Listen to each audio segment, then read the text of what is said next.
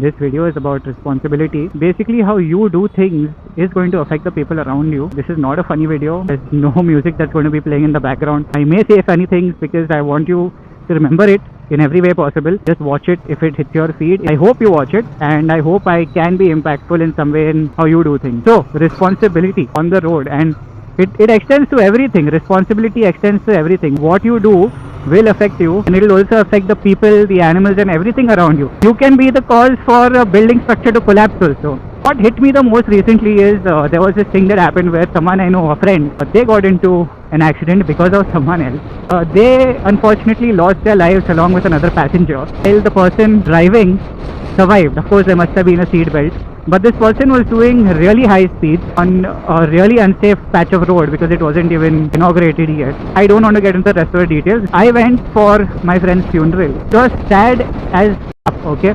There were so many people mourning, so many people crying. That is what is driving me to make this video. You as a person, you have a responsibility. If you have a car, a bike, a truck, whatever, if you have a plane, you need to follow the rules. You need to make sure that you take every turn properly, follow road rules, especially speed limits. You need to follow speed limits. And I understand that sometimes it happens where the speed limit is 80, you do 100, you don't realize it, or you realize it and you're pushing it a little bit. It is always better to try and avoid that, because see, at the end of the day, you do everything right. Something will go wrong somewhere. Someone might come and bump into your car or bike from behind. There might be a slippery patch of road. There'll be oil somewhere. There are things you can't control. I understand, but then there are things like this, things like speed that you can control. And when there's a speed limit and you do double the speed limit or even more than that, you also have passengers with you, and then you get into an accident. I feel that is the worst thing to do.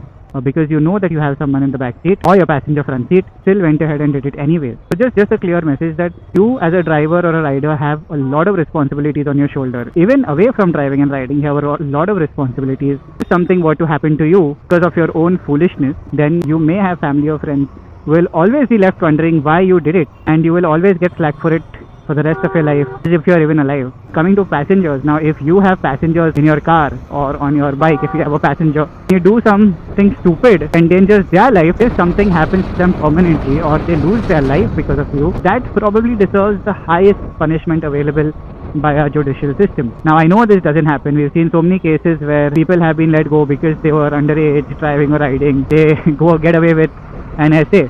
I always say that, if you're driving or if you're riding, you have a moral obligation to make sure that you, as well as anyone with you on the bike or in the car, needs to be safe, needs to be protected. You are their protector in that moment to make sure they are as safe as possible. Of course, things can go wrong. Someone else might be stupid on the road, but at least it's not you who's doing it, right? There's absolutely no reason to rash ride, especially when you're with someone else. There are other cars or bikes on the road. You rash ride or you rash drive and you put others at risk.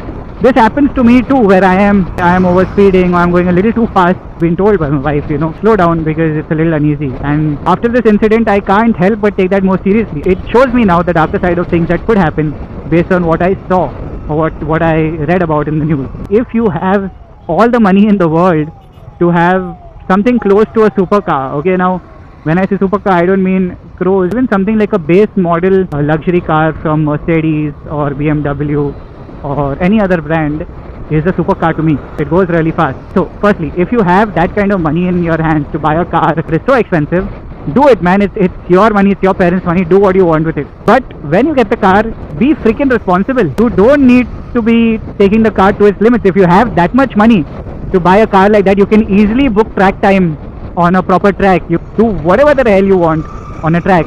And I really don't know why someone would not want to go on a track. Using a track is going to be much safer than doing something on a road at the end of the day. So, dude, if you have the money to buy an expensive car, you surely have the money to book an hour or a few hours on the track, man. Whenever you want to get off on speed or anything else, you don't have to put anyone else's life in danger. If you have the money, you can do so much good in the world, get so much praise for it, but at the end of the day, this happens and you create a negative image for a brand. You also create a negative image for other drivers who may have similar cars, who may have similar statuses financially. You create a terrible image for them. You don't need to do this. You really don't. Coming to sitting with someone that is irresponsible. Now there are a lot of times where you will be in a situation where you're in a car or with a friend or a family member who is driving irresponsibly, cutting everyone, going at higher speeds. getting too close to vehicles, lot of close calls. That is not fun. Beyond the point, that is not fun. That is just irresponsible. It is putting your life in danger. And I think going forward, like, I think I am done sitting with someone like that. I would rather just book a cab, take my own card, or take a bus, take a train. Those are safer options at the end of the day. I understand it's not easy when you have to go to other states. When you're parting, you have one designated driver. Then make sure that designated driver is safe. They don't need to be a rocket. If you want to be a rocket, you just join NASA or something, no? Join ISRO.